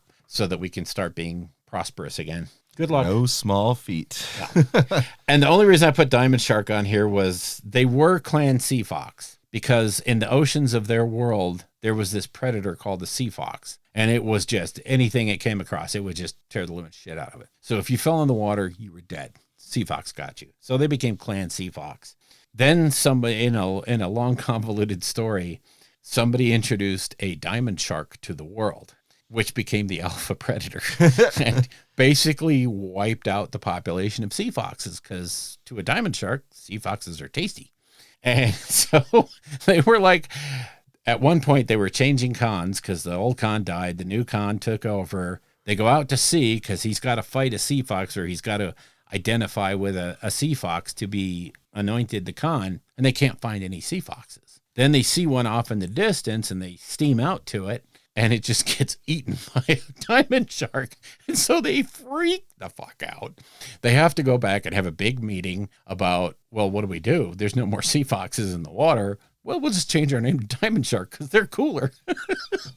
So it's a hilarious story. And when I did it no justice, when you read it, it's so funny. It's just great. Wow. Yeah. Wow. All right. So we can wind this down now. As far as hobbying for BattleTech, like I said, the CGL mechs that you buy in the Force packs, they're plastic. They're fully assembled. You take them out of the box. You put some primer on them. You paint them the way you want them, and you play the game with them. They're easy. It's amazingly easy. A little bit more difficult are the Ironwind metal models. Again, you just treat it like any metal model. You clean the hell out of it to get the mold release off. You put it together with super glue, prime it, and paint it. And if you like 3D printing, i.e., like, say, a drop ship, you just go nuts. Everything in the BattleTech universe is available to 3D print. Awesome. And no one will ever tell you, no, you can't play that because it's 3D printed. Catalyst doesn't tell you that at organized events. So yeah, don't worry about it. And you personally have had a lot of like luck with using like contrast paints and speed paints on these things to just churn out entire lances. Oh yeah. I can, literally I have done orders of 120 or more mechs, and it takes the better part of a week, but that's just how long it takes to sit there and batch paint and let them dry, and then come along the next night and do the first part of the camouflage. Next night, do the second part of the camouflage. Fourth night, do all of the, the guns and the eyes and the windows and all that stuff, and then pack them up and ship them out. So, I mean, it sounds like the squad sprayer would be pretty helpful. Oh my God, yes, for getting these lances out, right? The squad sprayer is a godsend for doing BattleTech. It is just so handy. Oh my gosh, yeah. So where do you go from here? Again, I've been mentioning it the whole time. There is an entire library of novels that you can go through. Pick the one you think sounds good. Get it either audiobook or read it. It's fun. My biggest suggestion is to get the Universe book. That will catch you up to everything there is. Anything you want for this game is on PDF, so just go crazy. On YouTube, number one, go to Text Talks, which is Black Pants Legion, and look at the playlist for Text Talks BattleTech. That is hands down some of the best produced videos ever. Big Red 40K does great, absolutely great work doing BattleTech lore as well as breaking down different units. And there are thousands of YouTube channels that are devoted to BattleTech. Just find the ones you like and dive into them. And I think that's going to be the end of getting started, because the rest of that we kind of covered. Yeah. This was episode 1 of Bill's Rants. I'm surprised it was only an hour. I'm really shocked. I expected it to be a lot longer. You sure it was only an hour? We took a break. But yeah, you're right. So an hour and a half. Okay, 90. Okay. Okay, we're like, an hour 45. But there's just that much to it, you know. I mean, obviously, Bill's got a passion for it, and he if you listen to the old show, he talked about that massive game that he had played, right? And it's so cool to me that this game could be played at skirmish level, or it could literally be played in an entire vacant regimental style. So there's a lot there. There's a lot to work through. Me getting started, Alpha Strike is it. Best way to get into it. I'm definitely gonna be picking up that Alpha Strike box. Here in the next week or so, because the value is insane. It's got everything you need to start playing. Oh yeah. And found my paint scheme. Apparently, it's Clan Otomo is what it said in the book. So I'm going to be getting into this pretty quickly and pretty hardcore. I think as far as the getting started is concerned, this is a great overview. Text Talks is great. He's also very entertaining. Oh God, yes. It's not just someone sitting there and reading you, the wiki. No, his production value is off the hook. It's all done by slideshows, but the additions that they do with Photoshop, as well as the way he, and I don't mean slide like PowerPoint, I mean like imagery, and the way it always is appropriate to the current part of the discussion. It's just so amazing. The work he does is phenomenal. That's why I'm an associate producer. Oh, yeah? Yeah, well, I dove in yesterday on the Patreon. Yeah. That's awesome. Yeah. That's awesome. I had to. I'm like, I always talk about him, and yet I had never joined his Patreon, and I was like, why, of all the places, have you not joined his? Yeah. So I did. Well, fantastic. I'm excited to get into this stuff. It's really interesting, and I think the story, like, you know, as far as like sci-fi is concerned, is actually what I'm seeing pretty dang good, and I'm excited to dive in. So as someone who's getting started, this was aside from the bat rep intro game that we did, this is, I think, exactly what I would, now that I'm looking back at it, needed to know to get started. And again, these are, you don't have to build models, you just have to paint them. It's just get them on the board as soon as possible, and the price point's very accessible. So I think if you haven't tried it, take the dive. Yeah.